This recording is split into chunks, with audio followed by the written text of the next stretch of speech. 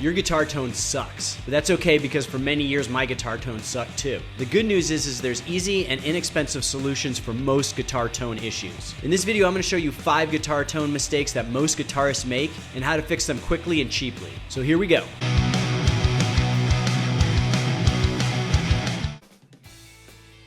Number 5, you've got old, dirty, rusted strings on your guitar. One of the easiest ways you can quickly improve your guitar tone is to put a new set of strings on it. Old strings that are covered in finger oils and dead skin and have started to oxidize are going to seriously dampen your guitar tone. I make it a habit to regularly change my strings when I'm practicing on a guitar a lot, and I will always change my strings before a show and before a recording session. I really like these Ernie Ball regular Slinky 10s. These are the strings that I use on all my guitars, but it really doesn't matter. Find the type of quality strings that you like and make sure to change yours regularly. In addition to improving your tone, once they're settled, a new set of guitar strings is going to keep your guitar in tune for much longer, and an old set of strings can really mess up your intonation, which can make your guitar sound out of tune. For this reason, I always put a new set of strings on when I set up a guitar as well.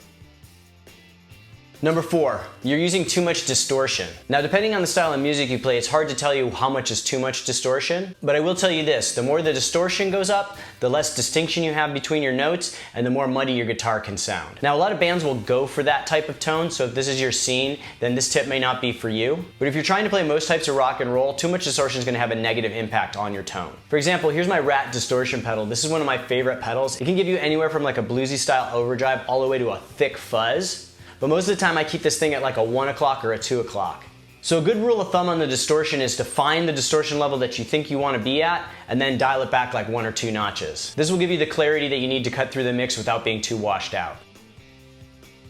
The number 3 reason that your tone sucks is you've got a shitty amp. Now, a lot of us started off on guitar with a cheap little combo amp that was maybe provided with like the cheap guitar that we bought, and there's no shame in that. But just know there's a limit to how good you're going to sound when you're playing through one of these things. This amp is never going to sound as good as this amp no matter how hard you try. But that doesn't necessarily mean you have to break the bank on the amp. Now, I really prefer the sound of vintage tube amps, like my Fender Twin. I also have a Fender Bassman, and I really like my Mesa Rectoverb tube head. But vintage tube amps can cost a lot of money, and they can be difficult to maintain, so they're not for everybody. But these days, there are a ton of amps that have modeling circuitry that sound great for a low price. A great example of this is the Boss Katana. This is a great starting point if you're playing at home or if you're just starting to play with like a small band. You can get a lot of different tones out of these things, and they start in like the $200 to $300 range. So upgrading to something like this is going to be the biggest bang for your buck when it comes to tone.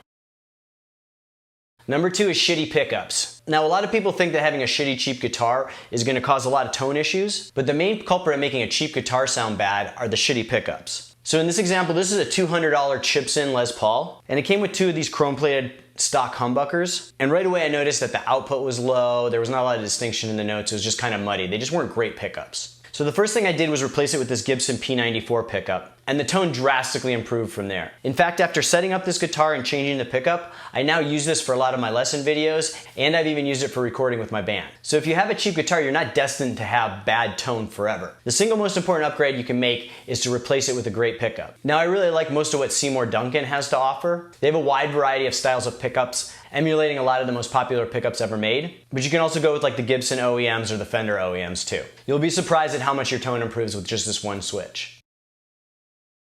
And the number 1 reason your tone sucks is you're dialing your settings in your bedroom. And what this looks like for a lot of guitar players is having a lot of bass, a lot of treble, and scooped out mids. And while that gives you a full big sound in your bedroom, when you're playing with a band, you're just going to get completely washed out. The bass frequencies that you push by yourself, they may sound like they're filling out and making your tone big when it's just you, but when you start playing with a band, the kick drum and the bass player are just going to completely annihilate that. And then same thing with the highs. The highs give you a lot of sparkle, a lot of glimmer in your tone, but the drummer's cymbals are just going to wash it out completely. What you need to understand is the guitar's place in a mix, whether you're in the studio or playing live, is somewhere in the mids. So the best thing you can do is pull back that bass a lot and dial back the treble. And you may even want to boost the mids a little bit. And you'll be amazed how much better your overall band sounds when you're not competing with those 2 ends of the spectrum and your guitar is in the perfect spot. Alright, so that's it for this one. I hope these tips helped you out. Now remember, there's no one size fits all for tone. There's so many different guitar tones out there that sound great, but following these basic rules of thumb can help you dial in the tone that you want. And remember to leave a comment, let me know if I missed anything. Like and subscribe to get notified when I post more videos like these, and check out my website, ScottO'BrienGuitar.com, and I'll see you guys next time.